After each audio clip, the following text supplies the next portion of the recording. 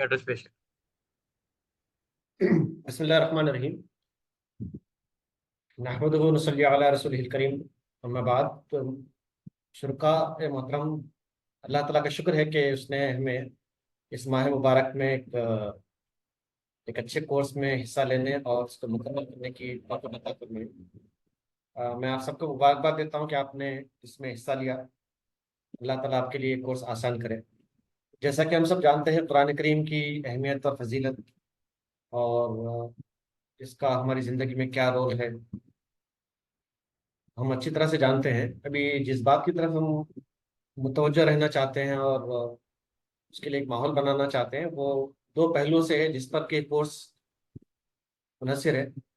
एक है तफक्कुर और तदब्बुर का माहौल बनाया जाए, कि कुरान मजीद पर तफक्कुर का और तदब्बुर का एक उमूमी माहौल बने, जैसा अभी तिलावत का माहौल बना है, हिफ्स करने का माहौल बना है।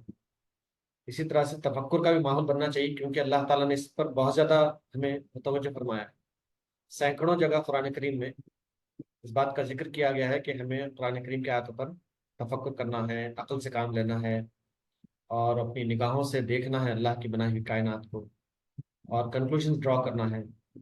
फिक्र की बालिदगी, फिक्र का डेवलपमेंट, फिक्र का इर्तिका, वो हमारी हमारी इस तरह की एक्टिविटीज से ताल्लुक़ रखता है कि जिस कदर हम अल्लाह ताला की कायनात पर गौर फिक्र करेंगे, उसी कदर हमारी फिक्र भी पुख्ता होगी। तो एक पहलू ये है। दूसरा इंतबाह का है।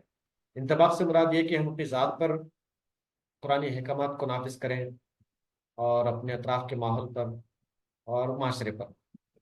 तो ये कुरान करीम के बड़े ही बुनियादी और अहम तरीन तकाज़े हैं, और इन पर हमेशा हमें फोकस रहना चाहिए। एक है रिफ्लेक्शन, तदब्बुर, तफक्कुर और तज़क्कुर। इसके अलावा इंतबाह का है, अमल का पहलू। कुरान करीम में गौर फिक्र के सिलसिले में, रिफ्लेक्शन के सिलसिले में जो मुख्तलिफ पहलू आए हैं, उनको हम समराइज कर सकते हैं, समअप कर सकते हैं। एक है तफक्कुर, के रिफ्लेक्ट करना और उससे कुछ समझना कि अल्लाह ताला क्या कह रहा है उसमें। दूसरा है तदब्बुर, यानी किसी के ऊपर हम इस तरह से गौर करें कि उसका एंड मालूम हो जाए। दुबुर कहते हैं एंड को, टेल को। तदब्बुर से मुराद ये है कि ऐसा प्रोसेस आप थिंकिंग का इख्तियार करें, अडॉप्ट करें, कि जिस पर आप फोकस कर रहे हैं, जिस पर आप गौर कर रहे हैं, उसका एंड आपको मालूम हो जाए। ये तदब्बुर है जिसका जिक्र कुरान मजीद में किया गया है। और एक है तजक्कुर, यानी ऐसा गौर फिक्र हो आपका, ऐसा तदब्बुर हो कि उससे कुछ नसीहत आपको हासिल हो। तो रिफ्लेक्शन ऐसा हो कि उससे कुछ नसीहत हासिल हो। नसीहत से मुराद ये है कि आप समझकर उसके मुताबिक अमल करेंगे। तो कुरान करीम में जिस बात की तरफ मुतवज्जो किया गया है, वो ये है कि पढ़ने के साथ साथ गौर फिक्र भी किया जाए, उस पर अमल भी किया जाए। तो ये रिफ्लेक्शन हुआ। इसके तीन पहलू बड़ी तफसील के साथ कुरान करीम में बयान किए गए। हमारा जो कोर्स है उसमें जो आयतें मुंतखब की गई, इन तीनों डायमेंशंस को अपने अंदर लिए हुए हैं।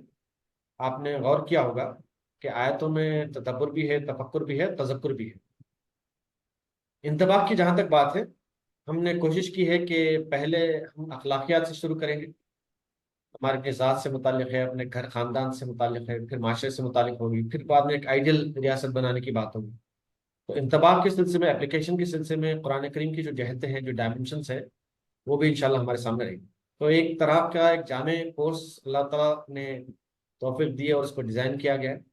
और इसमें हमारे अपने तमाम कोऑर्डिनेटर्स का हिस्सा है, उनके सजेशंस हैं, उनकी फिक्र इसमें शामिल है। अल्लाह करे कि ये कोर्स हमारी ज़िंदगी को बदलने वाला बने और इससे हम बहुत कुछ सीखें। अब इसके सिलसिले में जो अहम बात आपको याद रखनी है वो ये है कि कुरान करीम का इल्म इखलास के बगैर हासिल नहीं हो सकता। इखलास का जो ताल्लुक है वो हमारी सारी ज़िंदगी से, सारे अमाल से है।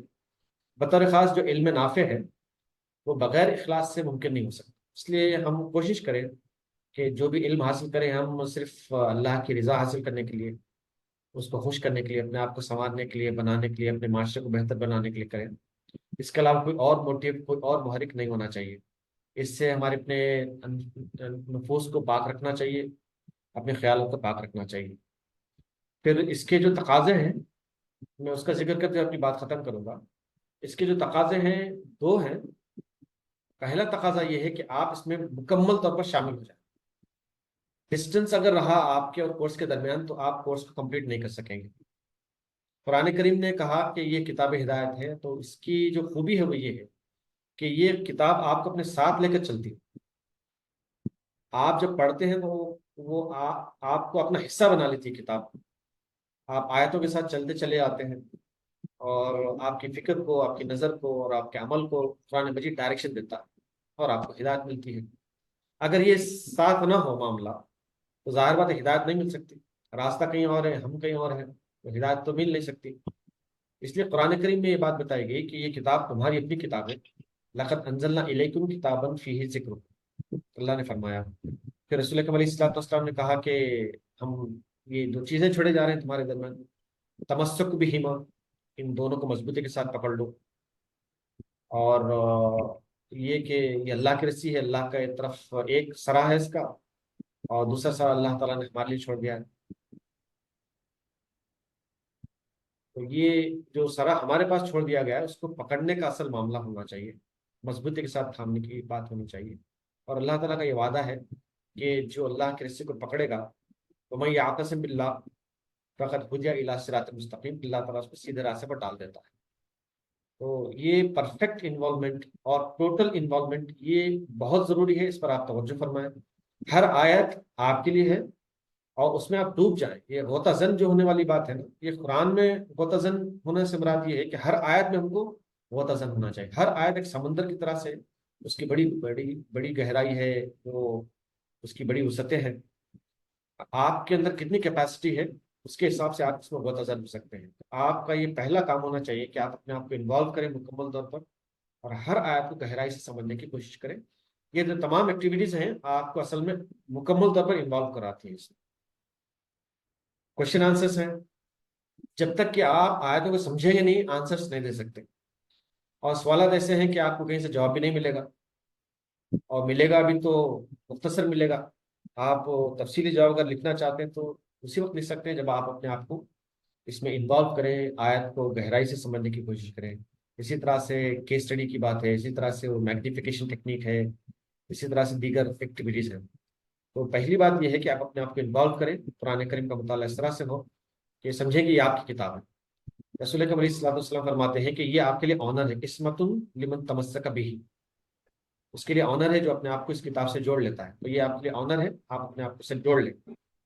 دوسرا جو کام آپ کو کرنا ہے وہ تحقیق سے متعلق ہے، یعنی یہ کہ آپ کو جو آیتیں سمجھاتی ہیں نا، آپ کے انٹلیکٹ کے حساب سے سمجھاتی ہیں۔